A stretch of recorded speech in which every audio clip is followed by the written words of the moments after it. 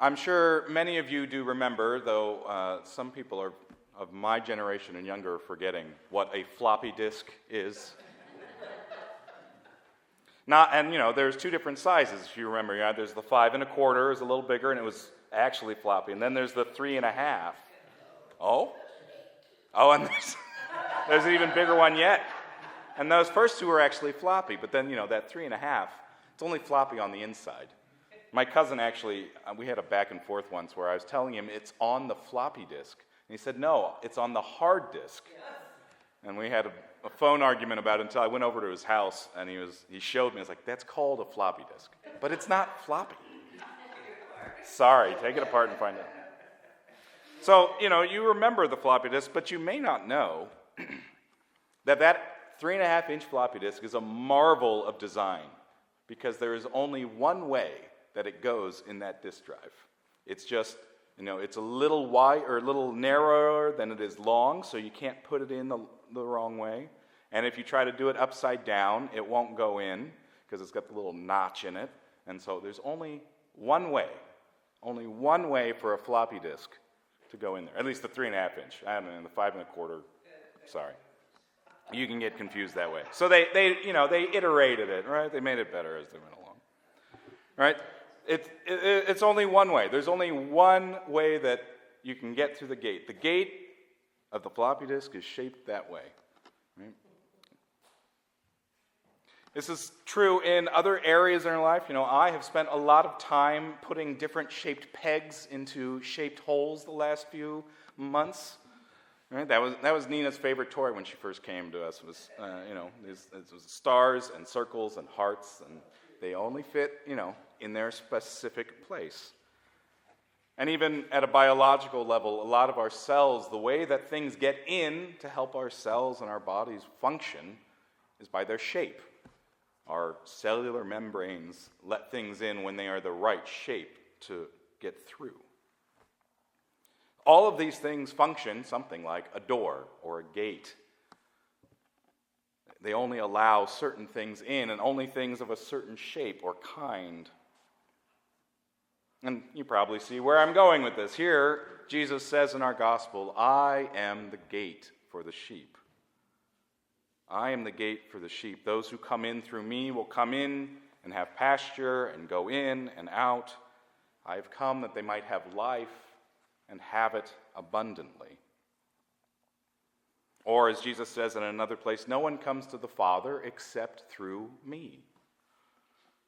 The abundant life that is God's to give, the joyous life of the Father, the overflowing love of God,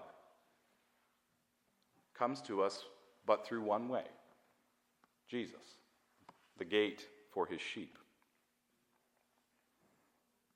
That abundant life is available to us, but only when we can enter through this gate. It's only if we enter by shaping our lives according to the pattern that Jesus has given us. Because he is shaped a particular way, and his life is shaped a particular way, and the life that he is given by God comes to him because his life is patterned this way. But you might, what is that shape? What's the right orientation of our lives that we can get in through the gate of Jesus? Which way does our floppy disk have to go in, as it were?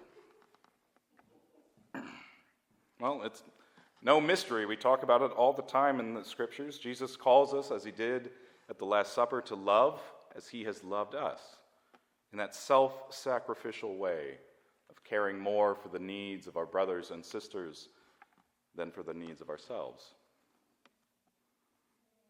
And so we love as he has loved us, or as the apostles and other disciples in Acts say at the end of our Acts reading today, they were committed, or maybe that's at the beginning, sorry. Anyway, they're committed to the disciples' teaching, to the apostles' teaching. They were committed to fellowship, to the breaking of bread, and to prayer. They patterned their lives off those things that Jesus taught the apostles, who then teach the new disciples, of being in community, of being in fellowship, of breaking bread, of having the Eucharist, meeting Christ at the altar and table, and through prayer, through bringing our hearts and our lives to God for our needs and the needs of others. And so we shape our lives according to this way so that we might enter into the gate and enter through the gate into the pasture that he has for us. And there's all of that, but there's even more that Peter elaborates on in his letter. He's talking to some Christians here, and he's saying to them, if you get beaten, if you get punished for doing wrong, what credit is that to you? You did wrong, you should be punished. That's the way it works. But rather like Christ, if you are punished because you did right, that is credit to you. Because Jesus knew no sin and yet was punished. And so he tells us that Christ acted this way. He was abused, yet did not return abuse. And he suffered, but did not threaten retribution on those who caused his suffering. And ultimately, he sought not to justify himself in this world, but trusted, had faith in God who judges justly.